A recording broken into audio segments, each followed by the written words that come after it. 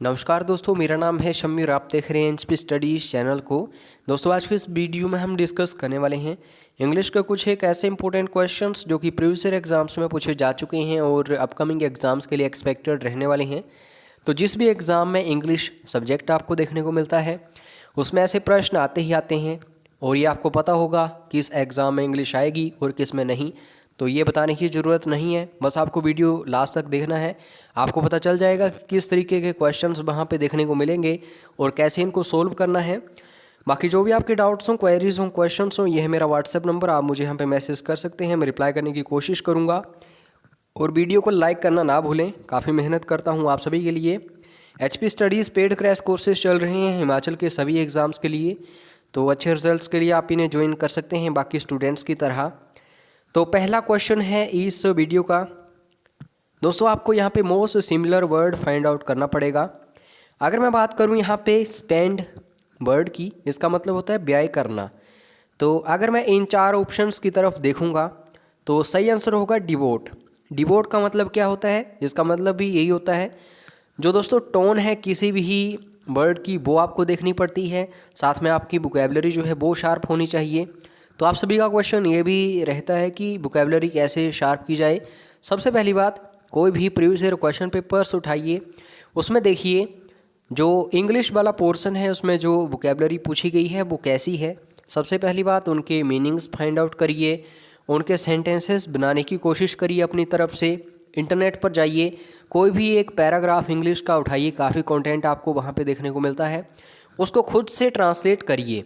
अगर उसमें मिस्टेक्स होंगी दोस्तों, पहली बार होंगी, दूसरी बार होंगी, तीसरी बार होंगी, आपको इम्प्रूवमेंट देखने को मिलेगी ही मिलेगी। डिक्शनरी आपको ज़रूर यूज़ करनी है। उसके बाद दोस्तों, अगर नेक्स्ट वर्ड की बात करूं तो लाइंग। लाइंग का मतलब क्या होता है? किसी चीज़ में होना या फिर बने रहना। तो डी इज़ राइट आंसर। इसका सिमिलर वर्ड है ये रिमेनिंग, इसका मतलब भी यही होता है, बने रहना। पहले हमने डिस्कस किया सिमिलर वर्ड, अब हम देखेंगे मोस्ट ऑपोजिट वर्ड। विपरीतार्थक शब्द इन्हें हिंदी में कहा जाता है। तो पहला है डिस्मे। डिस्मे का मतलब क्या होता है? परेशान होना। दोस्तों, जो आपको वर्ड्स टफ लग रहे हैं उन्हें आप लिख सकते हैं कहीं पे भी उनके मीनिंग्स, और जब आपका एग्ज़ाम आएगा तो आप एक दिन या फिर 2 दिन रिवाइज कर सकते हैं उन्हें। तो डिस्मे का मतलब होता है परेशान होना। ऑपोजिट वर्ड की बात करूं तो जॉय बिल्कुल सही होगा, जिसका मतलब होता है आनंद में होना। A is right answer. Tended.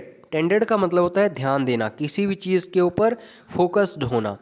तो यहाँ पे इग्नोर जो है, डी इज़ राइट आंसर। इसका मतलब होगा किसी चीज़ को नज़रअंदाज करना।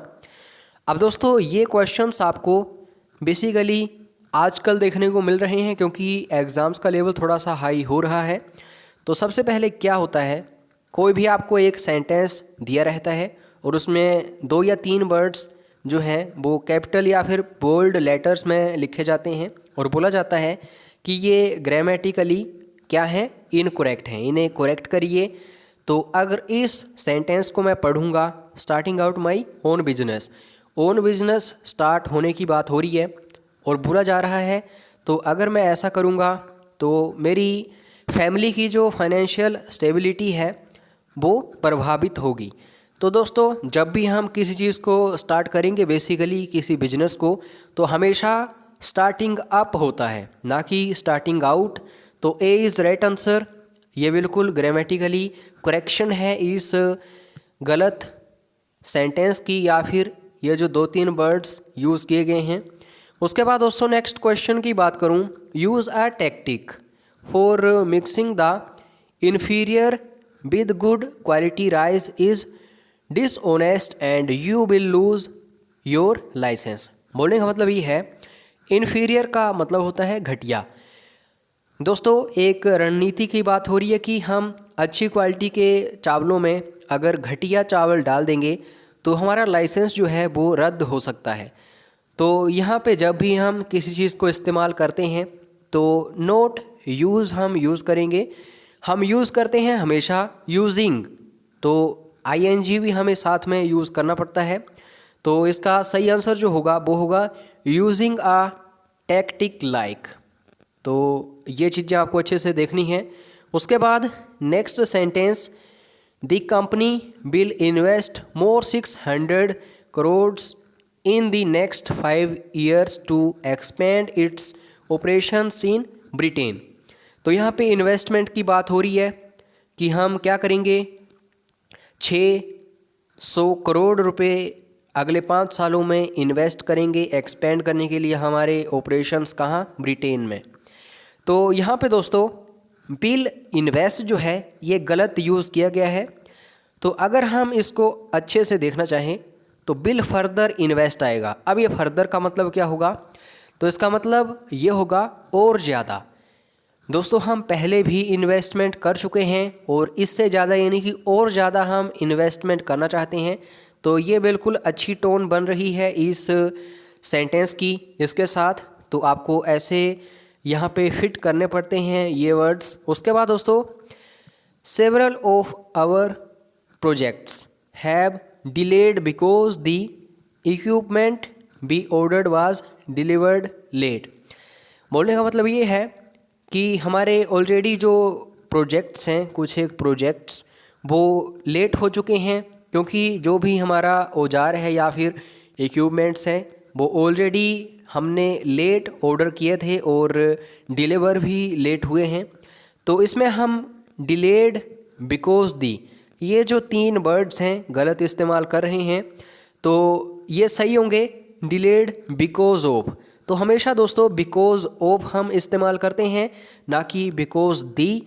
तो आपको ऐसे देखने पड़ते हैं ये वाले जो फ्रेजेस होते हैं। उसके बाद नेक्स्ट क्वेश्चन, नेक्स्ट सेंटेंस जो है, the committee has ruled out the possible raising taxes for this financial year. दोस्तों हमेशा पॉसिबल नहीं रहता, यहाँ होती है पॉसिबिलिटी। जो भी यहाँ पे हम अनुमान लगाते हैं तो उसके लिए हमेशा हम पॉसिबिलिटी यूज़ करते हैं। तो ऐसे आपको इस्तेमाल करने हैं ये शब्द।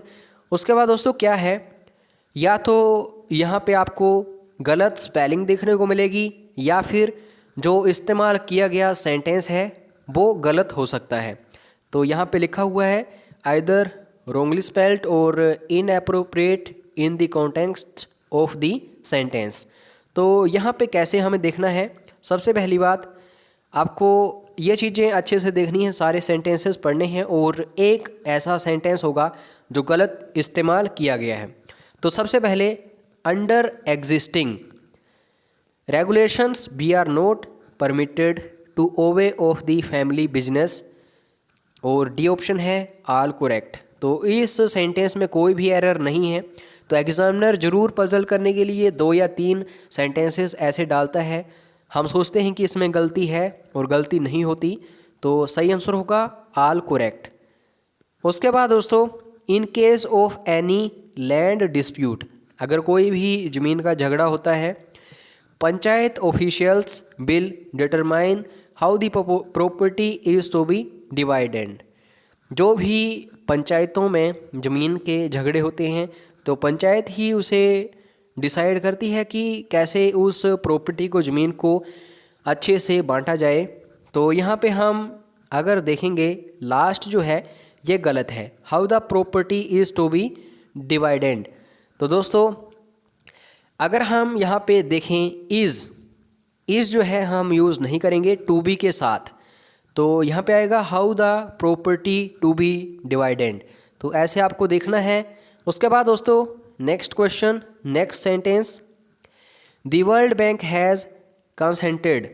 अब दोस्तों कंसेंटेड का मतलब होता है सहमति देना, to sanction the necessary finance for the project. किसी भी प्रोजेक्ट के लिए वर्ल्ड बैंक ने क्या किया है, सहमति दे दी है, साइन कर दिए हैं जो महत्वपूर्ण आप कह सकते हैं फाइनेंस है उसके लिए। तो टू सैंक्शन नहीं होगा, टू साइन होगा। तो ये भी आपको देखना है क्योंकि वर्ल्ड बैंक जो है ये हमेशा साइन करता है किसी भी चीज़ को, ना कि सैंक्शन करता है। उसके बाद to obtain a refund, refund की बात हो रही है यहाँ पे। You will have to fill a claim with the appropriate authority. तो दोस्तों जब भी क्लेम की बात आएगी तो यहाँ पे द इस्तेमाल करते हैं हम लोग, अ नहीं। तो ये आपको अच्छे से देखना है। उसके बाद नेक्स्ट क्वेश्चन की बात करूं, एक्सपर्ट्स प्रिडिक्ट, जो एक्सपर्ट्स हैं वो अनुमान लगा रहे हैं, there will be shortage of investment in the infrastructure sector. जो इंफ्रास्ट्रक्चर सेक्टर है उसमें जो इन्वेस्टमेंट है लोगों की उसमें कमी आएगी। एक्सपर्ट्स ऐसा बोल रहे हैं या फिर अनुमान लगा रहे हैं। दोस्तों इंफ्रास्ट्रक्चर जो है तो इसमें इन कभी भी इस्तेमाल नहीं करते हम लोग, इसमें ओन इस्तेमाल करते हैं, तो आपको ये अच्छे से देखना है। तो दोस्तों ये थे हमारे आज के 20 लगभग important questions related to English. तो आपको कमेंट करके बताना है वीडियो कैसा लगा। अगर आप सभी का रिस्पांस अच्छा रहा तो इसकी सीरीज़ को मैं कंटिन्यू रखूँगा, क्योंकि काफ़ी इंपॉर्टेंट ये सब्जेक्ट रहता है और 70 से 80% स्टूडेंट्स जो हैं उनका ये वीक रहता है सेक्शन। तो लाइक ज़रूर करें वीडियो को ताकि मैं नेक्स्ट इसके वीडियोस या फिर पार्ट्स बना सकूं। तो फिलहाल दोस्तों वीडियो देखने के लिए धन्यवाद। जय हिंद, जय हिमाचल।